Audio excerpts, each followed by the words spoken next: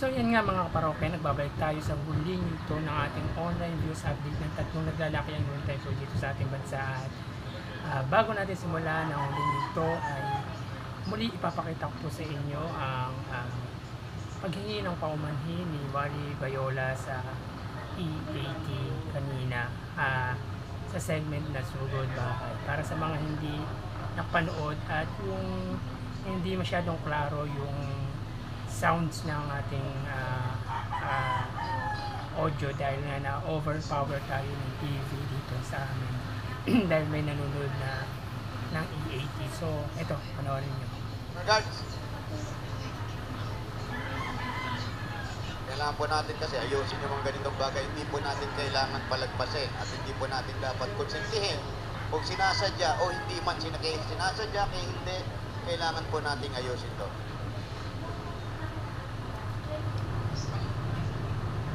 Kasi ako po ay may nabitawang salita na hindi ko po dapat sinasabi. Nagkamali po ako doon. At ako po ay humingi ng inyong paumanhin at pag-unawan ninyong lahat. Pasensya na po. Pasensya na po sa lahat. Mas maganda yung gano'n, hindi tayo nagmamatigasan, hindi tayo natin kailangan na, ay wala, hindi ko sadya, hindi ko mali, pero importante yung humingi tayo ng kapatawaran.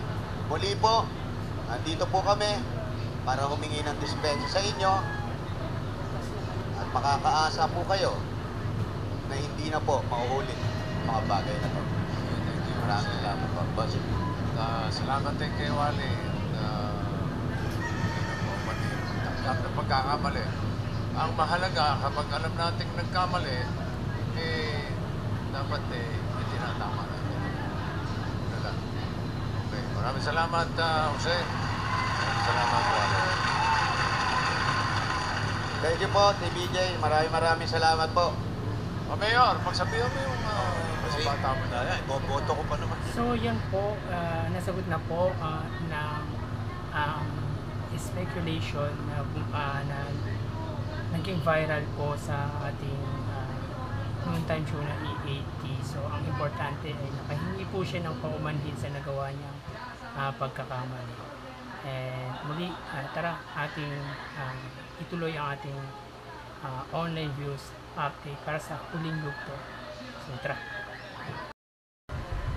Yan po ang tatlong Facebook page ng tatlong noon time show para sa Itbulaga ay ang Tape Incorporated na may 128k followers.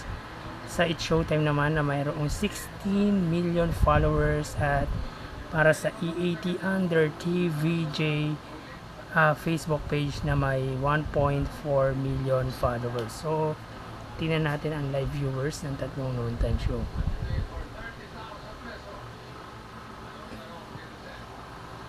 So, yun yan, narinig na po natin ang paghingi ng paumanhin ni Wally Bayola sa kanyang nagawang pagkakamali last time kung saan ay may narinig tayong hindi kanais-nais na kanyang sinabi last time. So, nasagot na po ang ating speculation kung si Wally ba yun o hindi. So, sa nangyari, sinagot na po niya at ang importante doon ay humingi siya ng paumanhin sa kanyang nagawang pagkakamali. Pero ang problema, hindi natin makita yung live ng It's Showtime. Wait, check natin. Ano na?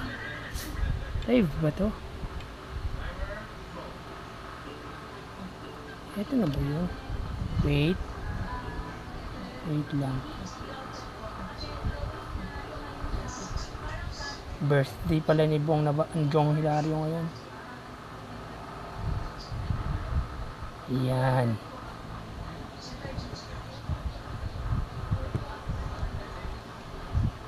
Yan.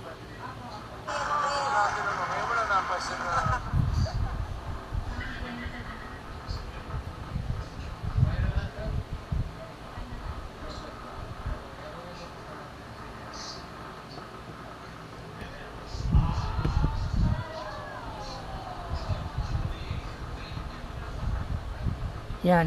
Para sa Itbulaga ay mayroong 637 live viewers.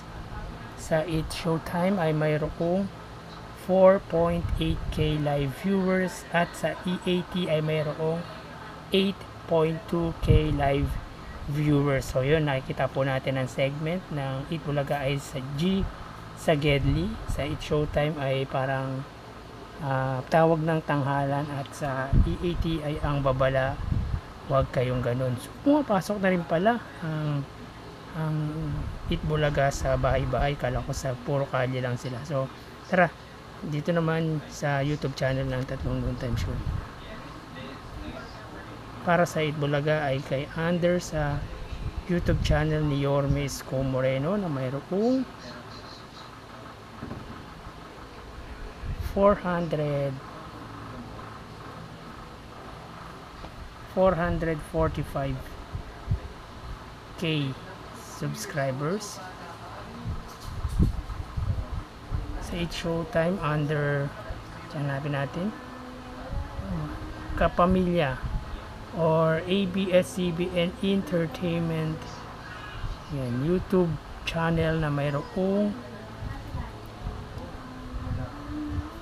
44.5 million subscribers.